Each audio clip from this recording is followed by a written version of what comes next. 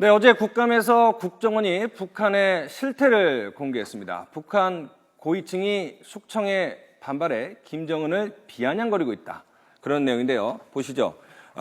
동아일보 기사인데요. 증오는 본처, 사랑은 정부, 개사곡이 유행하고 있다는 내용입니다. 본처는 지금의 부인 이설주를 얘기하는 거고요. 정부 현손월은 모란본 악당장 출신으로 김정은의 첫사랑으로 알려지고 있습니다. 이 만탑산 수용소 확장을 해서 여의도에 185배가 됐다라는 내용도 있습니다. 김정은이 국제재판 회부 가능성은 낮지만 정부는 북한의 고의 접촉 입장을 밝혔다라는 내용도 나오고 있습니다. 다음 살펴보죠. 네, 이번에는 중앙일보 기사입니다. 사회주의 우리 거야라는 북한 찬양가요, 체제를 찬양하는 가요가 있는데 이거를 너희 거야, 그러니까는 인민들은 배도 고프고 살기가 힘들다. 그러니까 사회주의는 우리 모두의 거가 아니라 바로 당 간부, 일부 권력층 너희 거야 라고 가사를 살짝 바꿔서 불렀더니 결과는 총살이었다라는 국정원의 보고였습니다. 이 공포 정치에 반발해서 찬양가요를 개설했더니 이 고위 간부들 노래방에서 그 노래를 부르다가 적발이 돼서 총살을 당했다는 그런 내용입니다. 다음 살펴보도록 하겠습니다. 네, 이제 그래픽 보시면요. 앞서 말씀드린 개사 어떻게 했냐? 사회주의는 우리 거야, 사회주의는 너희 거야 이렇게 바꿔 불렀고요. 또 다음 거 보면 우리 당이 고마워, 너희 당이 고마워. 그러니까 북한 인민들은 당 간부 권력층하고 일치된 그런 동질감을 느끼지 못하고 있는 그런 내용이죠. 다음 보실까요? 증오는 원수의, 사랑은 조국의, 상당히 그 전형화된 북한의 노래 가사인데 이것을 증오는 본처의, 사랑은 정부의, 김정은을 매우 심하게 비아냥거리고 있는 내용입니다. 자, 마지막 한 판 더 볼까요? 네, 본처 잘 아시죠? 이설주, 그리고 김정은, 그리고 화면에 있는 정부, 현송월. 이 삼각관계를 비아냥거리는 그런 노래가 북한에서 유행하고 있다는 내용입니다. 자, 최고 존엄으로 여기는 김정은의 사생활을 비꼬는 내용까지 이렇게 등장을 했다. 상당히 수위가 좀 높죠? 북한 고위층 분위기가 또 심상치 않아 보이는데요. 소장님, 좀 분위기가 심상치 않아 보이죠? 북한이 변화하고 있다는 징조입니다. 그 탈북자들이 늘 하는 얘기가 북한에서 많은 사람들이 그 소위 말하면 고위층 자녀들은 이미 자본주의에 물들어 있다고 합니다.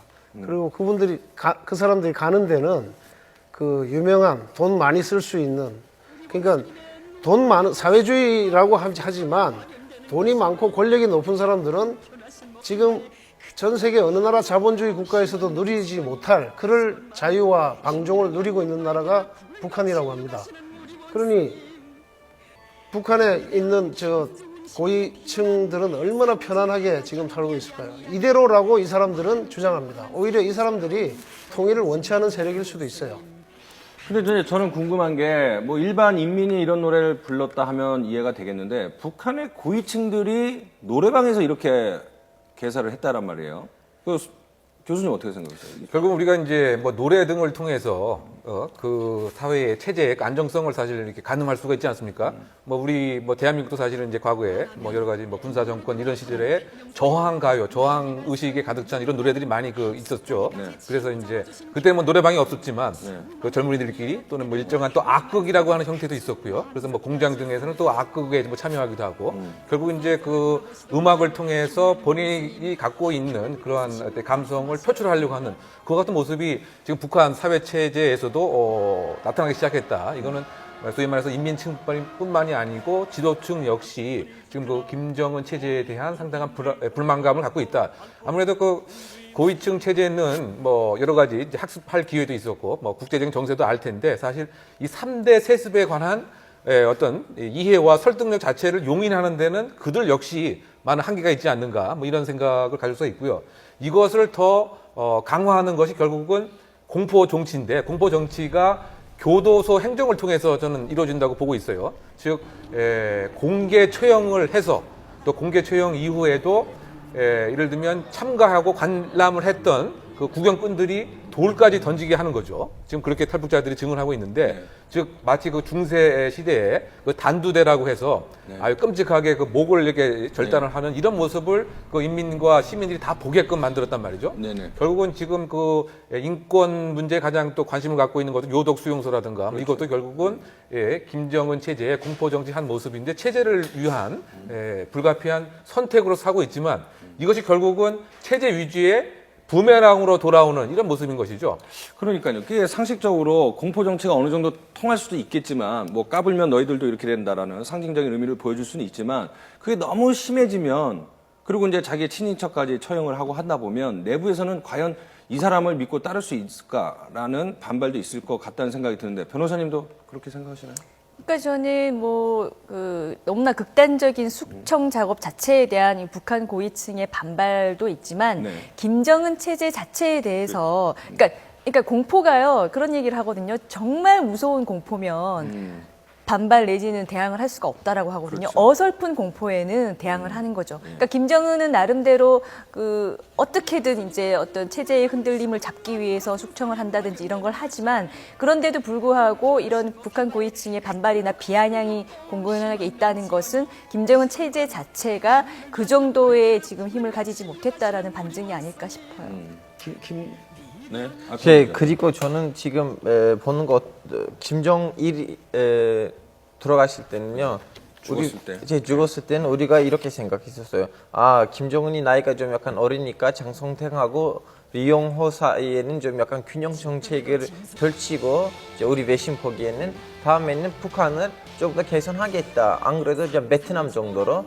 근데 우리가 생각지 못하게 일단 리용호가 숙정됐고 다음에 자기 고모부 장성택이 숙정당했는데 지금 김정은이 제재를 완전 자기 손으로 잡고 싶은 모양인데요. 지금 우리 대한민국 보기에는 지금 수많은 기회하고 수많은 위협이 당시에 있어요. 그 김정은이 스위스에서 오랫동안 교육을 받았다 보니까 자기네 나라도 좀 유럽 나라들처럼 잘 됐으면 좋겠다는 소원이 김정일보다 많은 거예요. 다만 이렇게 나라를 너무나 꽉 잡고 싶어서 이러한 공포 정책 때 지금 실시되고 있는데 그거는 오히려 북한을 제재를 더 힘들리게 만들 수도 있어요.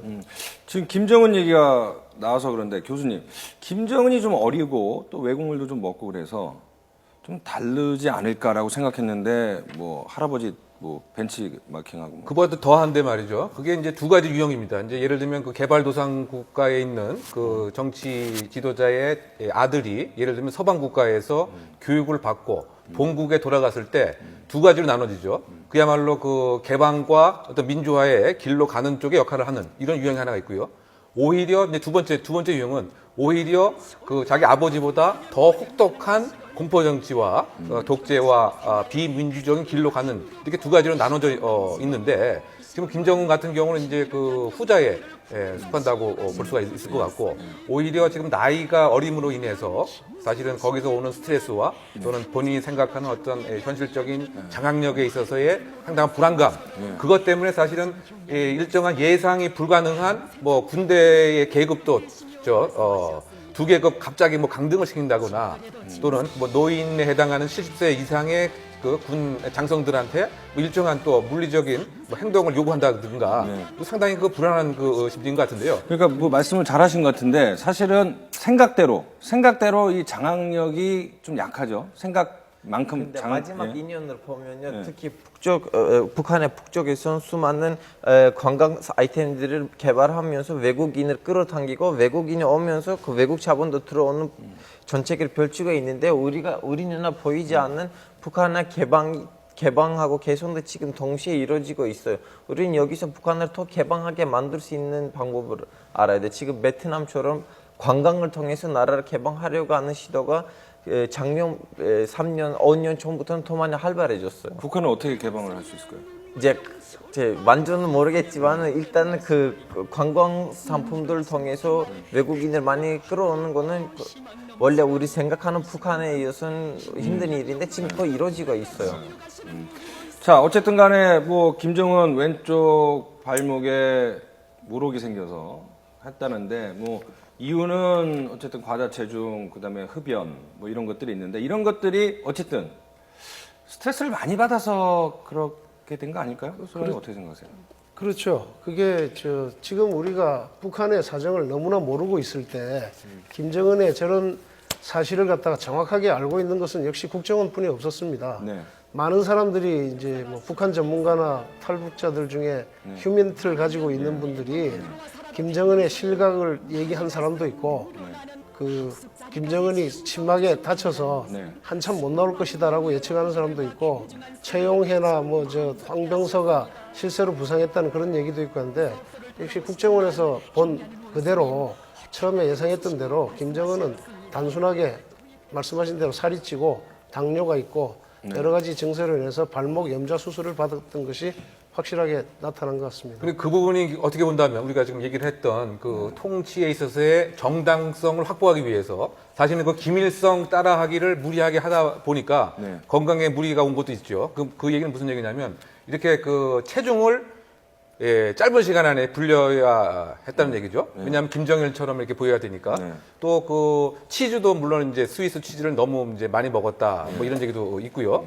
특히 이제 좀 따라하기에 있어서 심지어 지금 그 김정은 같은 경우는 서명이라고 하죠. 우리가 사인하는 거. 이거는 그 북한 말로는 이제 수표라고 얘기를 하는 것 같아요. 손수자에 표시를 한다. 네. 그래서 이 수표도 45도로 이렇게 날아가는 이제 이런 식으로 그 따라하고 또 머리 스타일도 사실 지금 김일성과 상당히 흡사하고 젊었을 때 이렇게 그거 보면은 상당히 그야말로 똑같은 그래서 탈북자들의 얘기는 정말 김일성의 분신과 같은 이런 모습이다. 뭐 이렇게 하는 이유 자체는 정당성 확보에 있어서 아직까지 온전치 않고 안정이 안 돼 있다 보니까 김일성의 후광에 의존을 하려고 하는 그와 같은 모습으로 몸도 찌우고 또 이러다 보니까 발의 염좌와 그 종양도 생기는 이와 같은 악순환에 지금 고려 있지 않나 이런 생각이 듭니다. 화면을 뭐 자주 본 화면이긴 하지만은 김정은이 발을 심하게 절뚝거리는데 저 정도면은 좀 쉴만도 한데 고통을 이겨내고 많이 돌아다닌다는 건 그만큼 좀 급하다라는 뜻이 아닌가라는 생각도 북한 주민 드는데요. 눈에는 좀 열심한다는 모습일 수도 그렇죠. 있어요. 어쨌든 지금 그 북한 아까 소장님도 말씀하셨지만 구태타설도 있고 하지만은 북한 그 내부 사정은 좀 더 좀 신중하게 살펴보고 결론을 내려야 될 것 같아요. 일희일비하거나 쉽게 결론을 내릴 필요는 없을 것 같다는 생각이 들고요.